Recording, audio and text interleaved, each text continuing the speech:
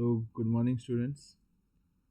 जैसा कि आप लोग जानते हैं हम लोग ज्योग्राफी का चैप्टर 1 पढ़ रहे हैं, रिसोर्सेस। एंड इस चैप्टर में हम लोगों ने पिछले वीडियो में रिसोर्सेस की डेफिनेशन देखी थी, क्लासिफिकेशन ऑफ रिसोर्सेस देखा था, फिर डेवलपमेंट ऑफ रिसोर्सेस देखा था, फिर रिसोर्स प्लानिंग पढ़ा था।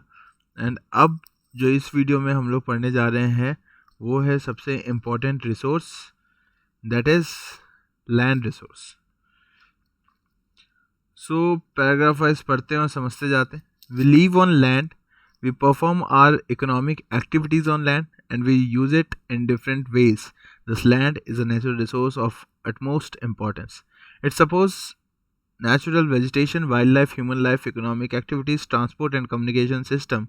However, land is an asset of a finite magnitude. Therefore, it is important to use the available land for various purposes with careful planning. अगर मैं आपको लैंड रिसोर्सेस मतलब land इतना इम्पोर्टेंट रिसोर्स क्यों है, इसका जो आंसर दिया गया है वो फर्स्ट पैराग्राफ में ही दिया हुआ है। क्योंकि जितने भी लाइक नेचुरल वेजिटेशन है, वाइल्ड लाइफ है, ह्यूमन लाइफ है, इकोनॉमिक एक्टिविटीज़ जो हो रही है जैसे ट्रांसपोर्ट एंड कम्युनिकेशन, सभी को लैंड ही सपोर्ट करता है। अगर लैंड नहीं होगा तो शायद हम लोग कहीं पे रह ही नहीं पा रहे होंगे, है ना। सो इसको बहुत अच्छे से यूज़ करना चाहिए। India has land under a variety of relief features, namely mountain, plateaus, plains and island. आप लोगों ने क्लास 9th में पढ़ा होगा फीचर्स ऑफ, जो मतलब रिलीफ फीचर्स ऑफ इंडिया था। इंडिया में माउंटेन भी है, प्लेटू भी है, प्लेन है, आइलैंड है। About 43% of the land area is plain, which provide facility for agriculture and industry. Mountains account for 30% of the total surface area of the country and ensure perennial flow of some rivers, provide facilities for tourism and ecological aspects. About 27% of the area of the country is the plateau region. It possesses rich reserves of minerals, fossil fuels and forest. So ये 9th class में जो आपने पढ़ा था physical features of India, उसी का एक छोटा सा समरी दिया हुआ है कि मतलब जो 43% ऑफ एरिया है प्लेन है इंडिया का। प्लेन जहाँ पे भी है वो बहुत फर्टाइल होता है क्योंकि उसमें एलुवियम कंटेंट होता है और वो एलुवियल सॉइल के कारण, है ना। और उत्तर प्रदेश ले लें हम लोग एंड यूपी, बिहार, ये सब जो है बहुत ही फर्टाइल सॉइल यहाँ पे अवेलेबल होते हैं एंड ज़्यादातर लोग यहीं पे रहना पसंद करते हैं।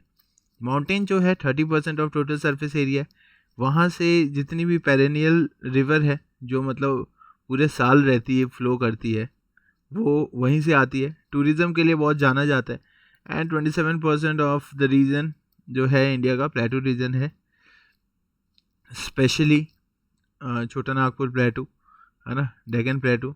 ये सब जो प्लेटू हैं यहाँ पे, प्लेटू को हम लोग रिजर्व्स ऑफ मिनरल्स भी कहते हैं। यहाँ पे मिनरल बहुत ही ज़्यादा पाए जाते हैं, है ना।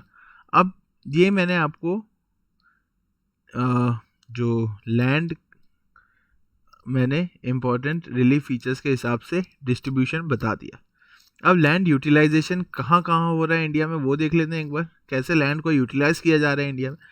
Land resources are used of the following purpose, है ना। सबसे पहले फॉरेस्ट एरिया। हम इंडिया का एग्जांपल मैं आपको दे देता हूँ। इंडिया में बहुत सारे एरिया ऐसे हैं, आप ट्रेन में जाते होंगे तो आपको दिखते होंगे फॉरेस्ट एरिया है ना। मैं आपको ये बता देता हूँ लैंड यूटिलाइजेशन मैंने कैसे पढ़ा है। मैंने इसको ट्रेन से देखते देखते ही पढ़ लिया है कि कैसे लैंड को यूटिलाइज किया जा रहा है। अगर आप भी जर्नी करोगे तो ट्रेन में आप देखना सबसे पहले फॉरेस्ट, आपको दूर दूर तक फॉरेस्ट ही दिखाई देंगे, है ना। दूसरा क्या है, land not available for cultivation, जैसे barren and waste land, land put to non agriculture uses, building roads and factories. So दूसरा कहाँ पे लैंड यूटिलाइज हो रहा है, that is not available for cultivation, जहाँ कल्टीवेशन नहीं किया जा सकता। जैसे वो या तो वो बैरन लैंड और वेस्ट लैंड होगा, या तो मतलब वहाँ पे रोड्स होंगे, बिल्डिंग्स होंगे, फैक्ट्रीज होंगे, तो वहाँ पे आप कल्टीवेट नहीं कर सकते। Other uncultivated land excluding fallow land, है ना। दूसरे अनकल्टिवेटेड लैंड कैसे होते हैं, जहाँ पे permanent pastures and grazing land होगा, जो यूज ही किए जाते हैं अपने कैटल्स को ग्रेज कराने के लिए, वहाँ पे भी आप कल्टीवेशन नहीं कर सकते। Land under miscellaneous tree crops groves not included in net sown area, जो भी लैंड नेट सोन एरिया में नहीं इंक्लूड होता। मैं आपको ये बताऊंगा नेट सोन एरिया होता क्या है। Culturable waste land left uncultivated for more than 5 agriculture years. कुछ लैंड ऐसे होते हैं जो कि 5 साल से अनकल्टिवेटेड होते हैं। जैसे मेरे गांव में 5 साल से जो मेरा लैंड है उस पर खेती नहीं हुई है ना। सो वो किस में आएगा, कल्चरेबल वेस्ट लैंड में आएगा। फैलो लैंड्स में हम लोग देखते हैं current fallow left without cultivation for 1 और less than 1 agriculture year. Current fallow land किसे कहेंगे, जो 1 साल से जहाँ पे कोई खेती नहीं हुई है ना, कोई फार्मिंग एक्टिविटी हुई नहीं है। Other than current fallow left uncultivated for the past 1 to 5 agriculture years. Fallow land में जो 1 to 5 एग्रीकल्चर ईयर होता है वो करंट फैलो में नहीं आता, उसे हम लोग कहते हैं other than current fallow land. अब net sown area sown more than once in an agriculture year is known as net sown area, plus net sown area is known as gross cropped area. So मैं definition एक example देके बताता हूँ, है ना। जैसे ये मेरा एक लैंड है ना, यहाँ पे मैं 3 क्रॉप उगाता हूँ। एक मतलब मैं रेनी सीजन में उगा दिया, एक विंटर सीजन में उगा दिया और एक बीच में कोई भी क्रॉप, 3 क्रॉप उगाता हूँ। ये एरिया है 500 स्क्वायर मीटर। सो अगर मैं नेट सोन एरिया आपसे पूछूंगा सो ये कितना होगा, 500 स्क्वायर मीटर, है ना। और मैं ग्रॉस क्रॉप्ड एरिया बोलूँगा कि ग्रॉस क्रॉप्ड एरिया कितना है, तो ये सपोज एक वीट है, इसके लिए ग्रॉस क्रॉप्ड एरिया 500 होगा। दूसरा जो क्रॉप है बाजरा, इसके लिए ग्रॉस क्रॉप्ड एरिया ये 500 होगा अलग से, है ना। और ये बीच में पोटैटो उगाया तो इसके लिए ये 500 स्क्वायर मीटर अलग से होगा। तो मैंने क्या किया, अगर मैं नेट सोन एरिया पूछ रहा हूँ तो ये एक ही होगा, दैट इज़ 500 स्क्वायर मीटर, है ना। अगर मैं ग्रॉस क्रॉप्ड एरिया पूछ रहा हूँ तो ये हर एक क्रॉप के लिए अलग काउंट होगा, है ना। So area sown more than once in an agriculture year plus net sown area is known as gross cropped area. Hopefully ये आपको समझ आ गया होगा। नेट सोन एरिया मतलब क्या होगा, एक पर्टिकुलर एरिया, है ना, 500 square kilometre. Gross cropped area that is मतलब हर एक क्रॉप के लिए ये अलग अलग काउंट होगा। जैसे वीट के लिए ग्रॉस क्रॉप्ड एरिया 500 काउंट हुआ तो बाजरा के लिए ये अलग 500 काउंट होगा। हर एक क्रॉप के लिए अलग अलग काउंट होगा, है ना। सो ये चीज़ समझना ज़रूरी था। लैंड ऐसे यूटिलाइज होता है इन 5 वे में, है ना। जो लोग ट्रैवल करते होंगे उनको इजी रहेगा ज्योग्राफी पढ़ना और ये लैंड यूटिलाइजेशन पढ़ना। फिर पढ़ते हैं land use pattern in India. The use of land is determined both by physical factors such as topography, climate, soil types as well as human factors such as population density, technological capability and culture and tradition. ये तो paragraph में सही बोला गया है कि जैसे कितना लैंड यूज़ कर सकते हैं वो या तो क्लाइमेट, सॉइल टाइप ये डिसाइड करेगा, नहीं तो ह्यूमन फैक्टर डिसाइड करेगा कितना मतलब पॉपुलेशन है उस ह्यूमन में, है ना। हम लोग जितना प्लेन में लैंड यूज़ करते हैं उतना शायद हिमालय इन सब में यूज़ नहीं करते होंगे। टेक्नोलॉजिकल कैपेबिलिटी कितनी है ना, जितना मतलब यूएसए यूज़ करता होगा लैंड को उतना मतलब कोई डेवलपिंग नेशन इतना नहीं करती होगी जितना डेवलप्ड नेशन लैंड को यूज़ करता होगा, है ना। सो ये सब फैक्टर है, human as well as physical factors. Total geographical area of India is 3.28 million square kilometre. Land use data, however, is available only for 93% of the total geographical area because the land use reporting for most of the northeast state except Assam has not been done fully. So total तो 3.28 million square kilometre है, but सिर्फ 93% का हमको data पता है. क्यों? क्योंकि मतलब आसाम को छोड़ के नॉर्थ ईस्ट स्टेट में हम लोगों ने उतना अच्छे से सर्वे नहीं किया है. Some areas of Jammu Kashmir occupied by Pakistan and China have also not been surveyed. अब हम लोग इंडिया का मैप देखेंगे तो जो एरिया जम्मू कश्मीर में है ना, कुछ पीओ के पार्ट में है और सपोज ये पार्ट जो पीओके में है और यहाँ पे चीन ने कुछ कॉन्कर किया है, इन सबको भी सर्वे नहीं किया गया है.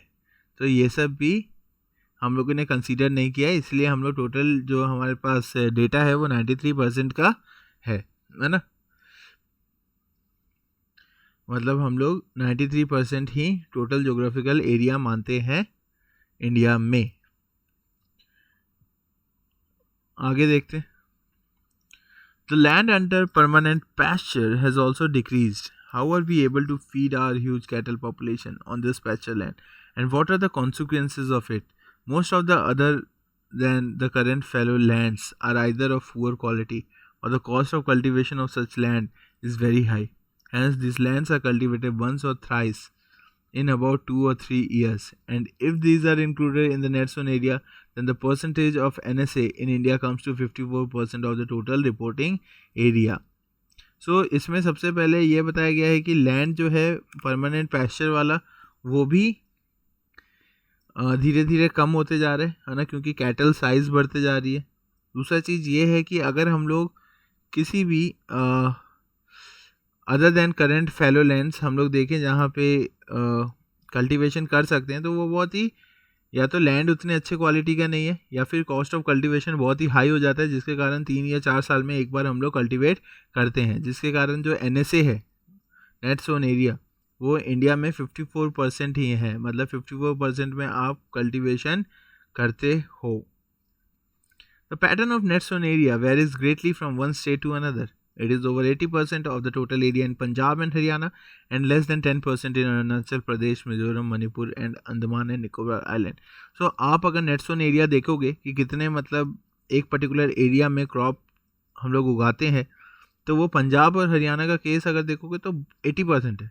अगर आप अरुणाचल प्रदेश, मिजोरम, मणिपुर और अंडमान निकोबार का देखोगे तो वो सिर्फ 10% है.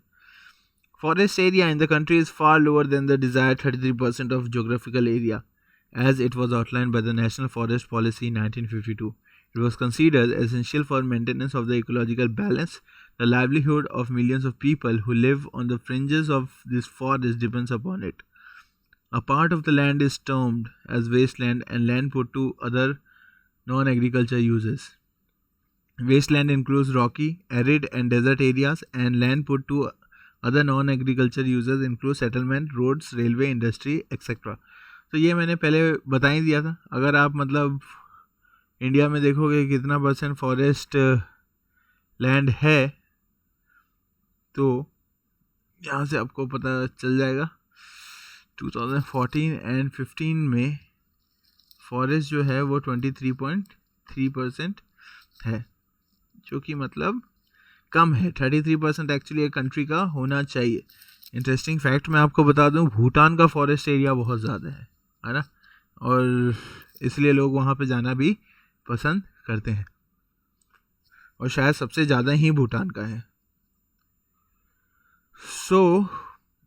दूसरी चीज़ इन्होंने कहा है कि बहुत सारे लैंड वेस्ट लैंड में आते हैं, क्योंकि या तो जो एरिया होता है वो रॉकी होता है, एरिड होता है या डेजर्ट वाला होता है. दूसरा चीज़ ये होता है कि कुछ जो नॉन एग्रीकल्चर जो एरिया होता है वहाँ पे सेटलमेंट हो जाते हैं, रोड्स बिल्डिंगें बन जाती है, तो उसमें हम लोग कल्टीवेशन नहीं कर सकते. Continuous use of land over a long period of time without taking appropriate measure to conserve and manage it as resulted in land degradation. Actually हम लोग जो बार बार यूज़ करते हैं ना लॉन्ग मतलब लैंड को, एंड हम लोग उसको अच्छे से कंजर्व नहीं कर पाते हैं, अच्छे से मैनेज नहीं कर पाते हैं, जिसके कारण लैंड धीरे धीरे डिग्रेड होते जाता है. तो ये आप पॉइंट नोट कर लीजिए. लैंड डिग्रेडेशन का मेन कारण क्या है? Continuous use of land over a long period of time without taking appropriate measure to conserve and manage it has resulted in land degradation. बार बार आप एक ही जगह आप खेती करते जा रहे हो, जिसके कारण लैंड डिग्रेड होगा. This in turn has serious repercussions on society and the environment. So इसके बाद हम लोग पढ़ेंगे लैंड डिग्रेडेशन एंड कंजर्वेशन कि कैसे हम लोग इसको कंजर्व कर सकते हैं. We have shared our land with the past generation and will have to do so with the future generation too. Like हम लोगों ने पास्ट जनरेशन के साथ लैंड शेयर किया है और हमें मालूम है कि हमारे जाने के बाद फ्यूचर इसे यूज़ करेगा. 95% of our basic needs for food shelter and clothing are obtained from land. अगर हम लोग देखें तो बेसिक जो नीड है ना, ऑक्सीजन, वो कहाँ से आता है? पेड़ों से आता है. पेड़ कहाँ से पेड़ कहाँ पे उगते हैं? लैंड पे उगते हैं. और जो कोई भी रिक्वायरमेंट है, रिसोर्स, मिनरल ले लो, कोई भी मेटल ले लो, सब लैंड ही से मिलता है हमको. Human activities have not only brought about degradation of land but also aggravated the pace of natural forces to cause damage to land. Human activities ने नए लैंड डिग्रेड तो किया ही किया है, साथ में वो डैमेज भी किए हैं लैंड को. Some human activities such as deforestation, overgrazing, mining and quarrying to have contributed significantly in land degradation. आपको 3 मार्क का क्वेश्चन या 1 मार्क का क्वेश्चन आएगा, what are the human activities that have led to land degradation. तो आपको यही लिखना है. पहला डिफॉरेस्टेशन, हम लोग प्लांट काटते हैं तो भी लैंड डिग्रेड होता है. ग्रेजिंग ज़्यादा कराते हैं तो भी लैंड डिग्रेड होता है. माइनिंग के कारण, क्वेरिंग के कारण, इन सब के कारण लैंड डिग्रेड होता है. Mining sites are abandoned after excavation work is complete, leaving deep scars and traces of overburdening. In states like Jharkhand, Chhattisgarh, Madhya Pradesh and Odisha, deforestation due to mining have caused severe land degradation. In states like Gujarat, Rajasthan, Madhya Pradesh and Maharashtra, overgrazing is one of the major reason of land degradation. आपका MCQ में ये question आता ही आता है ना? तो ये लिख लीजिएगा कि कहाँ पे माइनिंग साइट्स हैं, कौन से स्टेट्स में डिफॉरेस्टेशन के कारण हुआ है. जैसे आप देखेंगे झारखंड, छत्तीसगढ़ और मध्य प्रदेश में and Orissa, deforestation due to mining have cause severe land degradation. जो डिफॉरेस्टेशन किया गया है माइनिंग के कारण, है ना, माइनिंग के कारण जो डिफॉरेस्टेशन किया गया है उसके कारण बहुत ही ज़्यादा लैंड डिग्रेड हुआ है. गुजरात, राजस्थान, मध्य प्रदेश एंड महाराष्ट्र में देखेंगे ओवरग्रेजिंग एक इशू है. In the state of Punjab, Haryana, Western Uttar Pradesh, over irrigation is responsible for land degradation. क्या होता है कि ओवर इरिगेशन होता है जिसके कारण पंजाब, हरियाणा और वेस्टर्न उत्तर प्रदेश में लैंड डिग्रेड होता है. Due to water logging leading to increase in salinity and alkalinity in the soil. The mineral processing like grinding of limestone for cement industry and calcite and soapstone for ceramic industry generate huge quantity of dust in the atmosphere. It retards the process of infiltration of water into the soil after it settles down on the land.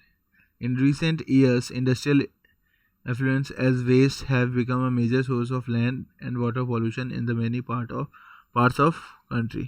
है ना? तो आप लोग देखे होंगे कि like बहुत सारी इंडस्ट्री होती है, जो सीमेंट इंडस्ट्री होती है, मिनरल प्रोसेसिंग इंडस्ट्री होती है, उनके कारण वाटर पोल्यूशन ये सब ज़्यादा होता है. There are many ways to solve the problem. अब वेज बताया गया है. पहला तो डिफॉरेस्टेशन कर रहे हो तो उसकी जगह प्लांट उगाना चालू कर दो.